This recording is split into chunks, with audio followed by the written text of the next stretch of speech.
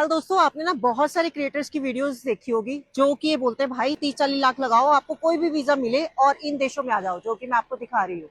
ये देखिए, 30-40 लाख रुपए लगाने के बाद आपका वो पैसा 1 साल में ही कवर हो जाएगा।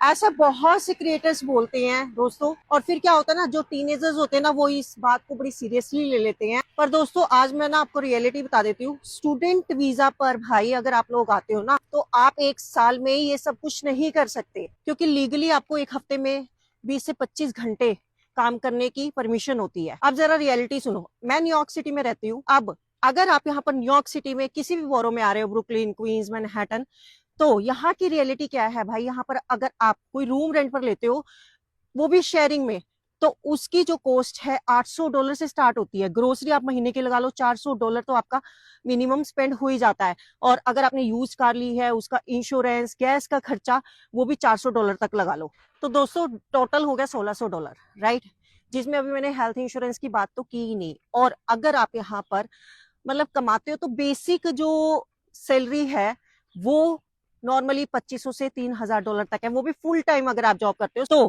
3000 भी अगर कमा रहे हो ना भाई, टैक्स पे करके आपके हाथ में एवरेज जो आता है ना $2100 के आसपास आता है। $2100 में से $1600 माइनस कर दो, $500 आपके हाथ में बचा है। उसमें आपका हेल्थ का भी है और छोटे मोटे खर्चे भी हो जाते हैं भाई।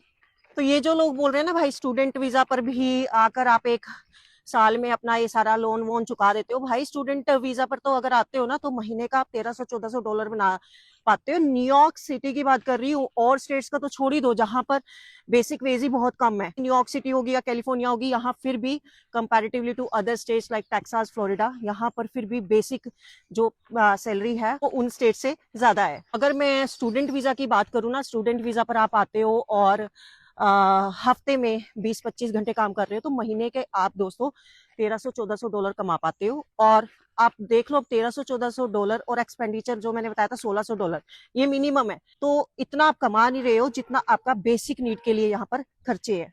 तो दोस्तों ये जो क्रिएटर्स बोल रहे हैं ना भाई आप 1 साल में पूरा कर लेते हो, तो ये आधा अधूरा सच है, ये पूरा सच नहीं है। मैं ये नहीं कह रही कि यहाँ मत आओ, बट भाई इन क्रिएटर्स को ये तो बोलो जरा हवा में बातें मत फेंको भाई। तुम्हारे इतने लाखों फॉलोवर्स है, कम से कम उनको सच तो बताओ। तुम जैसे क्रिएटर्स की बातें सुनकर लोग यहाँ पर आ जाते हैं लोन लेकर, और फिर जब उन्हें मुश्किल आ जाती है भाई उनका खर्चा कौन उठाएगा, तुम्हारा बाप उठाएगा क्या? इसलिए दोस्तों रियलिटी जानो, फिर डिसीजन लो। सपने देखो, जरूर देखो, सपने देखना कोई गुनाह नहीं है, बट ग्राउंड रियलिटी के साथ।